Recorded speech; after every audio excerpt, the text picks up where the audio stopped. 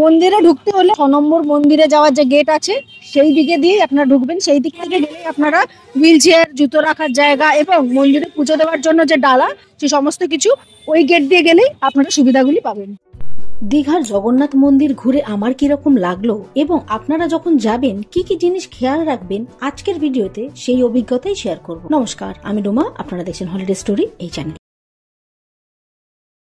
Old Digha থেকে new Digha যাবার রাস্তায় একদম মেন রাস্তার ধারে এই জগন্নাথ মন্দিরটি তৈরি হয়েছে, ঠিক নিউ দীঘা রেলওয়ে স্টেশনের পাশেই। দীঘা রেলওয়ে স্টেশন থেকে এই মন্দিরের দূরত্ব 450 মিটার মতো।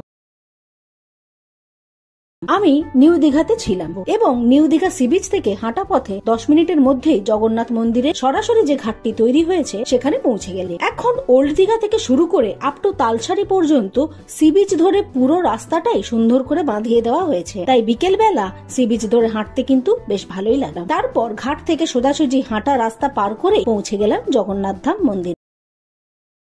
দীঘার জগন্নাথ মন্দির সকাল 6টা থেকে রাত 8টা পর্যন্ত খোলা থাকে, তবে মাঝখানে দুপুরবেলা 1টা থেকে 3টে পর্যন্ত গর্ভগৃহ বন্ধ থাকে। দীঘায় যে নবনির্মিত জগন্নাথ মন্দির হয়েছে সেটা দেখলাম, আমার কিন্তু বেশ ভালোই লেগেছে। অনেকেই ধাম বলছে, মন্দির বলছে, কালচারাল সেন্টার বলছে, যে ইচ্ছা বলুক না কেন, আমার কিন্তু মন্দিরটা দেখে বেশ ভালোই লেগেছে। বর্তমানে দীঘাতে বেড়াতে এলে এটা একটা অবশ্য দ্রষ্টব্য স্থান, অবশ্যই আসবেন, আপনাদেরও ভালো লাগবে। বিশাল বড় এলাকা নিয়ে তৈরি হয়েছে, এসে চারদিকে বসার ব্যবস্থা আছে, হুইল চেয়ারের ব্যবস্থা আছে, কোনো অসুবিধা নেই।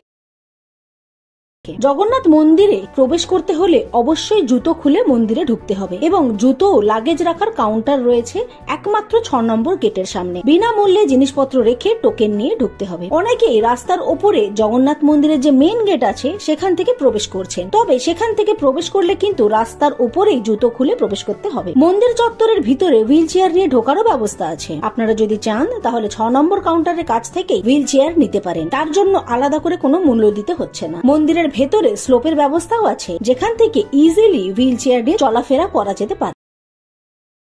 পুজোর জন্য ডালাও 6 নম্বর গেটের কাছেই পাবেন। মূল মন্দিরে গিয়ে পূজারীদের হাতে পুজোর সামগ্রী দিতে হবে। পুজো হয়ে গেলে মাইকে ডেকে প্রসাদ দিয়ে দেওয়া হয়। প্রত্যেকদিন বিকেল 5টার সময় দীঘার জগন্নাথ দেবের মন্দিরের মাথায় যে চূড়াতে পতাকা লাগানো আছে সেটিও চেঞ্জ করা হয়, চাইলে ওই সময় গিয়ে সেটাও দেখতে পারেন। 6 নম্বর গেটের কাছেই আছে গাড়ি পার্কিং এর ব্যবস্থাও।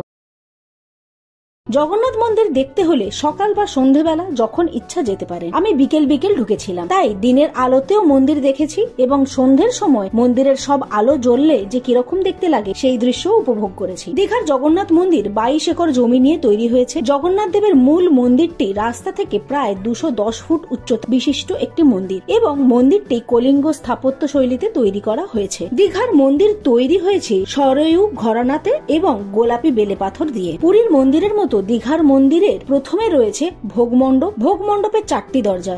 ভোগমণ্ডপের পরে রয়েছে নাট মন্দির। 16টি স্তম্ভের উপরে এই নাট মন্দির তৈরি করা হয়েছে। নাট মন্দিরের পরে রয়েছে জগমোহন। এই জগমোহন 4টি স্তম্ভের উপরে দাঁড়িয়ে রয়েছে। জগমোহনের পরে রয়েছে গর্ভগৃহ বা মূল মন্দির, যেখানে জগন্নাথ, বলরাম, সুভদ্রার মূর্তি পূজিত হচ্ছে। ভোগমণ্ডপ ও নাট মন্দিরের মাঝে রয়েছে গরুর স্তম্ভ। নাট মন্দিরের দেওয়ালে রয়েছে কালো পাথরের তৈরি ছোট ছোট 10 অবতার মূর্তি। শুধু তাই নয়, মন্দিরের পাথরের দেওয়াল জুড়ে রয়েছে পাথরের বিভিন্ন কারুকার্য। পুরীর মন্দিরের মতো দীঘার মন্দিরেও রয়েছে লক্ষ্মী মন্দির, জগন্নাথের ভোগ রান্নার ঘর বা আলাদা ভোগশালা। জগন্নাথ দেবের মূল মন্দিরে যেখানে জগন্নাথ, বলরাম, সুভদ্রার মূর্তি দেখতে পাবেন, এইখানে বড় যে মূর্তিগুলি দেখতে পাবেন সেইগুলি হচ্ছে পাথর দিয়ে তৈরি করা এবং তার সামনে একটু ছোট সাইজের জগন্নাথ, বলরাম, সুভদ্রারও মূর্তি দেখতে পাবেন, সেইগুলি নিমকাঠ দিয়ে তৈরি করা হয়েছে। দীঘার জগন্নাথ ধাম মন্দিরের কাজ এখনো চলছে। আমরা যখন গিয়েছিলাম তখন চৈতন্যদ্বার তৈরির কাজ হচ্ছিল এবং ওল্ড দীঘার থানার কাছে যে পুরনো জগন্নাথ মন্দিরটি আছে সেটি কি গুন্ডিচা বাটি বা জগন্নাথের মাসির বাড়ি হিসাবে গড়ে তোলা হচ্ছে। দীঘার জগন্নাথ ধামে 3টি বিশাল বড় বড় রথেরও দেখা পেলাম। আশা করছি এবার থেকে দীঘায় রথযাত্রার সময় বিশাল রথযাত্রার উৎসব পালিত হবে। আমরা নিউ দীঘাতে বসুমতী হলিডে হোমে ছিলাম, একেবারে সমুদ্রের সামনের হলিডে হোম এটি। মানে আমরা খাটে বসে সমুদ্র দেখতে পাচ্ছিলাম। এসি রুমের রেন্ট হলো 950 টাকা। 3 মাস আগে থেকে বুক করতে হয় ওদের অফিসে গিয়ে, যেটি বিবি গাঙ্গুলি রোডের উপরে অবস্থিত। ব্যাংক অফ ইন্ডিয়ার যে স্টপেজ আছে ঠিক তার পাশে। এবারে দীঘায় আমরা 3 রাত ছিলাম। প্রথম দিন এসপ্ল্যানেড থেকে বাসে করে নিউ দীঘা পৌঁছালাম। আমরা 11টা নাগাদ দীঘায় পৌঁছেছিলাম। তারপর সমুদ্রের উদ্দেশ্যে সি বিচের দিকে গেলাম, কিন্তু জোয়ার থাকার কারণে কাউকেই নামতে দিচ্ছিল না। তাই আশেপাশটা ঘুরে লাঞ্চ কিনে হোটেলে ফিরে এলাম এবং দুপুরবেলা হোটেলে রেস্ট নিলাম। বিকেলবেলা আমরা জগন্নাথ মন্দির দেখতে গিয়েছিলাম। এরপর জগন্নাথ মন্দির থেকে একটি টোটো ধরে পৌঁছে গেলাম ওল্ড দীঘা বিশ্ব বাংলা পার্ক। প্রথম দিনের সন্ধ্যাবেলাটা এখানেই সমুদ্রের ধারে বসে কেটে গেল। এরপর আর একটা টোটো নিয়ে আমরা নিউ দীঘাতে ফিরে এলাম। দ্বিতীয় দিন সকালবেলা আমরা অটো স্ট্যান্ড থেকে শেয়ার অটোতে করে মোহনা দেখতে গিয়েছিলাম। আমরা মোহনাতে এসে ভিজে গেছি। And my eyes burned so much. That's so easy. মোহনার মাছ বাজার দেখে এবং বেশ কিছুটা সময় কাটিয়ে আবার একটি শেয়ার অটোতে করে ওল্ড দীঘায় ফিরে এসেছিলাম। এখান থেকে দীঘা বর্ডারগামী একটি লোকাল বাস ধরে পৌঁছে গেলাম দীঘা বর্ডার। ওখান থেকে শেয়ার অটো টোটো পাওয়া যায়, তবে আমরা ভ্যানে করে গেলাম চন্দনেশ্বরের মন্দির দেখতে। মন্দির দর্শন করে আবার শেয়ার টোটোতে করে গেলাম তালসারি সি বিচে। তখন সেখানে যেহেতু জোয়ার চলছিল, তাই ওপারে আইল্যান্ড দেখতে যাওয়া বা নৌকা বিহার করা আর হলো না। এবার একইভাবে আমরা আবার চন্দনেশ্বরের মন্দির ফিরে এলাম এবং ওখান থেকে একটি শেয়ার টোটো ধরে পৌঁছে গেলাম নিউ দীঘা অমরাবতী পার্কের কাছে। এখন ভাটার টাইম চলছিল, তাই আজকে আমরা সমুদ্রে স্নানের মজা উপভোগ করতে পারলাম। তারপর বিকেলবেলা আমরা সি বিচে গিয়ে খানিকক্ষণ বসে রইলাম, শপিং ইত্যাদি করলাম। তৃতীয় দিন সকালবেলা আমরা নিউ দীঘা সি বিচের ধারে হাঁটতে হাঁটতেই পৌঁছে গিয়েছিলাম উদয়পুর সি বিচে। মাছ, চিংড়ি, কাঁকড়া কিনে রান্না করিয়ে আবার আমরা ওই একই পথ ধরে হাঁটতে হাঁটতে ফিরে এলাম নিউ দীঘা সি বিচে।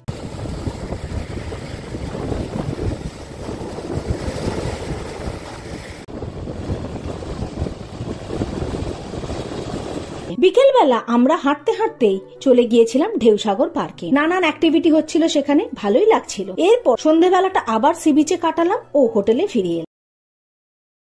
চতুর্থ দিন সকালবেলা সমুদ্রে স্নান সেরে চেক আউট করে প্রথমে ভিজিট করলাম অমরাবতী পার্ক। এখানে রোপওয়ে রাইডটা এনজয় করার পরে দীঘা সায়েন্স সেন্টারে চলে এলাম। বেশ কিছুটা সময় কাটানোর পর আমরা একটি রানিং টোটো ধরে পৌঁছে গেলাম দীঘা মেরিন অ্যাকোয়ারিয়াম দেখতে। এইখানেই আমাদের দীঘা ট্যুর শেষ হলো। তারপরে ওইখান থেকে আমরা ওল্ড দীঘা বাস স্ট্যান্ডে চলে গিয়েছিলাম, কারণ ফেরার বাস আমাদের ওল্ড দীঘা বাস স্ট্যান্ড থেকেই ছিল।